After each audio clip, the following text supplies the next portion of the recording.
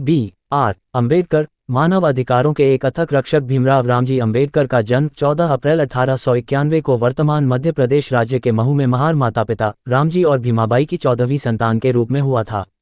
महारों को निम्न जाति माना जाता है और उच्च जाति के हिंदू उन्हें अछूत दलित मानते हैं। वे मुख्य रूप से महाराष्ट्र राज्य में पाए जाते हैं।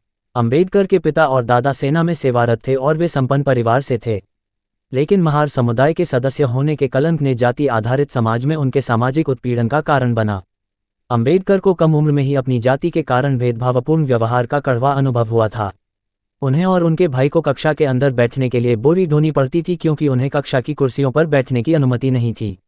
उन्हें पीने के पानी की सुविधा नहीं दी जाती थी और उन्हें खेलने और दूसरे बच्चों के साथ घुलने मिलने से वंचित रखा जाता था।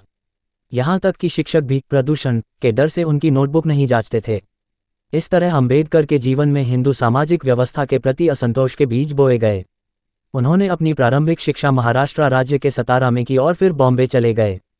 1912 में उन्होंने बड़ौदा राज्य के महाराजा से छात्रवृत्ति और प्रोत्साहन के साथ प्रतिष्ठित एल्फिंस्टन कॉलेज से अपनी बीए की परीक्षा उत्तीर्ण की। 1913 में इस शर्त के साथ कि वह 10 साल तक बड़ौदा राज्य की सेवा करेंगे, उन्हें बड़ौदा राज्य के महाराजा ने अमेरिका में कोलंबिया विश्वविद्यालय में उच्च अध्ययन के लिए चुना। इसके बाद वे ट्रांस अटलांटिक होकर यूनाइटेड किंगडम चले गए, जहां उन्होंने लंदन विश्वविद्यालय में अध्ययन किया। विदेश में अध्ययन करते समय वह विभिन्न राष्ट्रीयताओं और जातियों के छात्रों के साथ घुल मिल गए, जो उनके लिए एक आंख खोलने वाला अनुभव था। वे 1946-1951 की अवधि के दौरान पंडित जवाहरलाल नेहरू के केंद्रीय मंत्रिमंडल में शामिल हुए। उन्होंने 1952 के आगामी चुनावों के कारण संसद में हिंदू कोड बिल पर चर्चा को स्थगित करने के विरोध में 27 सितंबर 1951 को इस्तीफा दे दिया। अम्बेडकर ने इस बिल को हिंदू कानून के एक बहुत ही महत्वपूर्ण सुधार के रूप में देखा, जिसमें विवाह, तलाक और एक विवाह पर सुधार प्रस्ताव शामिल थे। खराब स्वास्थ्य के बावजूद उन्होंने दलितों के हितों के लिए वकालत जारी रखी। अक्टूबर 1956 में बौद्ध धर्म अपनाने के लिए वे नागपुर आए और उसके कुछ महीने बाद 8 दिसंबर 1956 को उन्होंने अंतिम सांस ली। अम्बेडकर का मानव अधिकारों के लिए आंदोलन 19वीं सदी के आखिरी दशक में निचली जातियों में जन्मे कई भारतीय नेताओं जैसे नारायण गुरु 1854, 1928, ज्योतिबा फुले 1827, 1890 और रामास्वामी नायकर 1879, 1973 ने पूरे भारत में दलितों के सम्मान के लिए बड़े पैमाने पर संघर्ष शुरू किए। इन दलित नेताओं में अम्बेडकर सबसे बड़े नाम थे। 1917 में वे अमेरिका और यूनाइटेड किंगडम से अपनी पढ़ाई पूरी करने के बाद अपने छात्रवृत्ति समझौते की शर्तों के अनुसार बड़ौदा राज्य सेवा में शामिल हो गए। उन्होंने बड़ौदा शहर में काम किया, जो गायकवाड़ के शासक परिवार का स्थान था, जिसने विदेश में उनकी पढ़ाई का खर्च उठाया। उन्होंने बड़ौदा राज्य के महाराजा के रक्षा कार्यालय में सचिव के रूप में काम किया। हालांकि विदेश में शिक्षा प्राप्त करने के बावजूद उन्हें अपनी निम्न जाति के कारण काम के दौरान अपमान सहना पड़ा। वे क्रूर दलित भेदभाव के शिकार थे। उन्हें चपरासियों द्वारा उनके चेहरे पर दस्तावेज फाइलें फेंके जाने की अपमानजनक स्थिति का सामना करना पड़ा।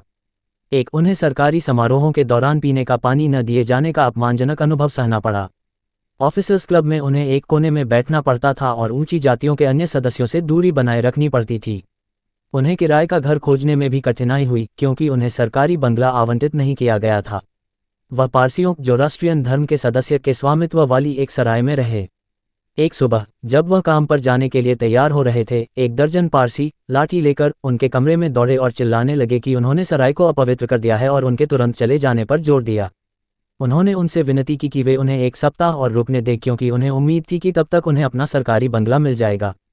लेकिन वे अड़ियल थे। अगर वे उन्हें उस शाम सराय में पाते तो वे कहते कि भगवान उनकी मदद करें। दिन का अधिकांश समय एक सार्वजनिक उद्यान में बिताने के बाद अम्बेडकर पूरी तरह से हताश और निराश होकर रात 9 बजे की ट्रेन से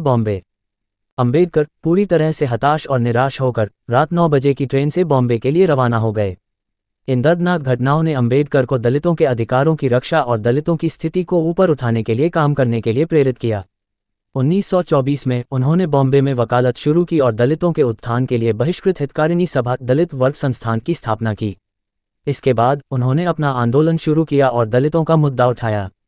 उन्होंने दलितों में भेदभाव को खत्म करने, व्यवहार, स्थिति और अवसर की समानता की मांग करने, सभी अधिकारों, नागरिक, राजनीतिक, सामाजिक और आर्थिक का समान रूप से आनंद लेने और व्यक्तियों की गरिमा के सम्मान के लिए लड़ने के लिए दलित चेतना जगाए। उन्हें भारत में दलितों के मानवाधिकारों के लिए योद्धा माना जाता था। 2. हिंदू धार्मिक मान्यता है कि सभी मनुष्य समान पैदा नहीं होते। दलितों के खिलाफ जाति आधारित भेदभाव पैदा करता है, जिसके कारण उनके खिलाफ सार्वजनिक अपमान, यातना, बलात्कार, मारपीट और हत्या सहित विभिन्न प्रकार की हिंसा होती है। हिंदू धर्म के मूल्यों पर प्रतिक्रिया व्यक्त करते हुए रवींद्रनाथ गोरे ने लिखा, हम हिंदू धर्म को नहीं बल्कि मानवीय गरिमा को महत्व देते हैं। हम समाज में समान अधिकार चाहते हैं। हम हिंदू धर्म में रहते हुए या ज़रूरत पड़ने पर इस बेकार हिंदू पहचान को त्याग कर जितना संभव हो सकेगा उतना हासिल करेंगे। 3. अम्बेडकर महिला मुक्ति के बहुत बड़े समर्थक थे। उन्होंने वर्ण व्यवस्था को दोषी ठहराया, जिसने न केवल दलितों को बल्कि महिलाओं को भी अपने अधीन कर लिया है। उन्होंने ब्राह्मणवादी हिंदू धर्म की विधि पुस्तक धर्मशास्त्र मनुस्मृति मनु के कानून पर सवाल उठाए और मनु को पौराणिक प्रथम पुरुष और विधि निर्माता बताया। मनुस्मृति ने प्रत्येक हिंदू के धर्म को निर्धारित किया, जिसमें उसके सामाजिक वर्ग और जीवन के चरण से जुड़े दायित्वों को बताया गया। ये निम्न जाति के लोगों और महिलाओं के हितों के प्रतिकूल था। इसने विधवाओं के पुनर्विवाह पर रोक लगा दी। उन्हें लगा कि हिंदू महिलाओं के पतन के लिए मनुस्मृति ही पूरी तरह जिम्मेदार है। उन्होंने दलितों को हिंदू अधीनता से खुद को मुक्त करने के लिए बौद्ध धर्म अपनाने के लिए प्रोत्साहित किया। इसलिए उन्होंने किसी के धर्म को चुनने के अधिकार के लिए लड़ाई लड़ी। बौद्ध धर्म अपनाने के बाद अम्बेडकर ने कहा, दुर्भाग्य से मैं एक हिंदू अछूत के रूप में पैदा हुआ। मैं आपको पूरी तरह से आश्वस्त करता हूं कि मैं हिंदू के रूप में नहीं मरूंगा। उन्होंने वही किया जिसकी उन्होंने वकालत की और 1956 में बौद्ध बन गए। उन्होंने फ्रांसीसी क्रांति के भाईचारे, स्वतंत्रता और समानता के विचारों के बारे में भी लिखा। उनका मानना था कि फ्रांसीसी और रूसी क्रांतियां इन तीनों विचारों को साकार करने में विफल रहीं। उनका मानना था कि बुद्ध के मार्ग के अलावा इन सभी को साकार नहीं किया जा सकता। 4. संघर्ष के साधन और लक्ष्य। उन्होंने दलितों के अधिकारों की रक्षा के लिए विभिन्न तरीके अपनाए। अम्बेडकर ने दलितों के अधिकारों की रक्षा के लिए मूक नायक, बहिष्कृत भारत और समानता जनता जैसी कई पत्रिकाओं में अपने लेखन के माध्यम से जनमत तैयार करके दलित भेदभाव के खिलाफ आंदोलन चलाया। उन्होंने कई आंदोलन भी चलाए। दलितों के यादगार संघर्षों में से एक महाराष्ट्र के त्रावणकोर में वैकम सत्याग्रह था। 5. जिसमें दलितों को बिना किसी बाधा के हिंदू मंदिरों में पूजा करने का अधिकार दिया गया था। एक और बहुत महत्वपूर्ण आंदोलन महार मार्च 6 था, जिसमें दलितों को सार्वजनिक जल स्थानों से पानी लेने के अधिकार का दावा किया गया था। अम्बेडकर ने चौदार तालाब से पानी लेने के अपने कानूनी अधिकार का दावा करने के लिए दलितों की रैली का आयोजन किया।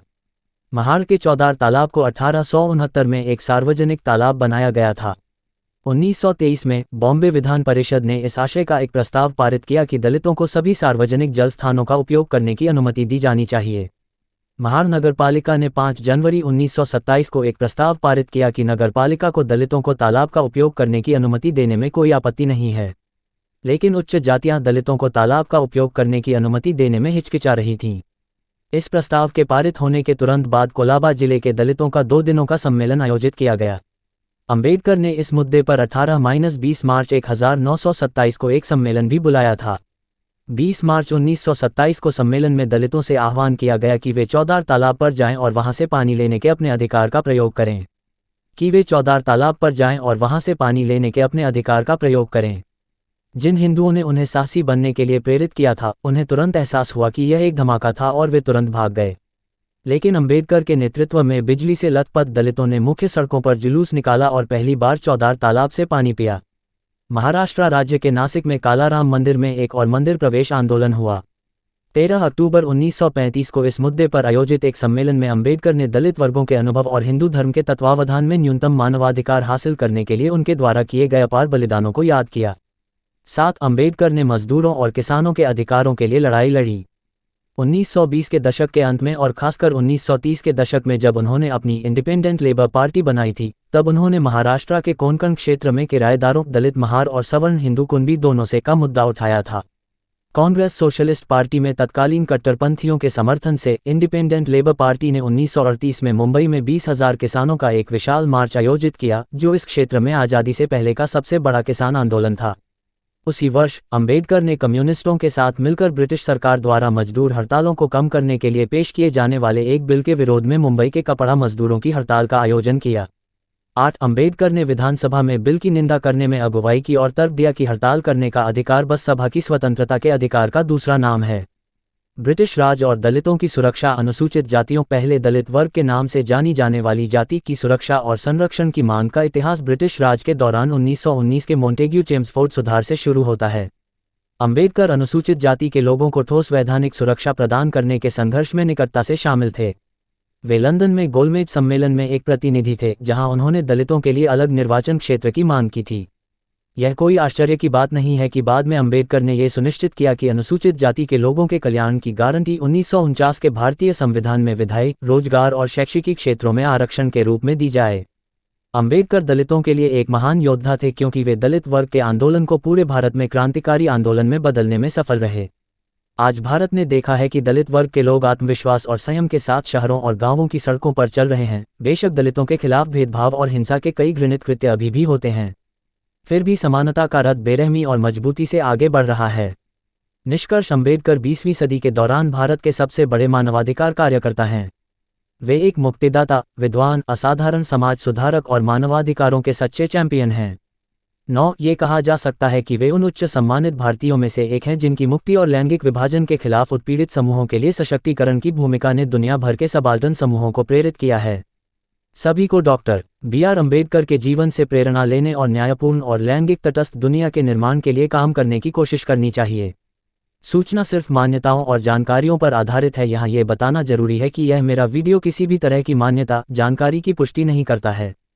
किसी भी जानकारी या मान्यता को अमल में लाने से पहले संबंधित विशेषज्ञ से सलाह लें। धन्यवाद।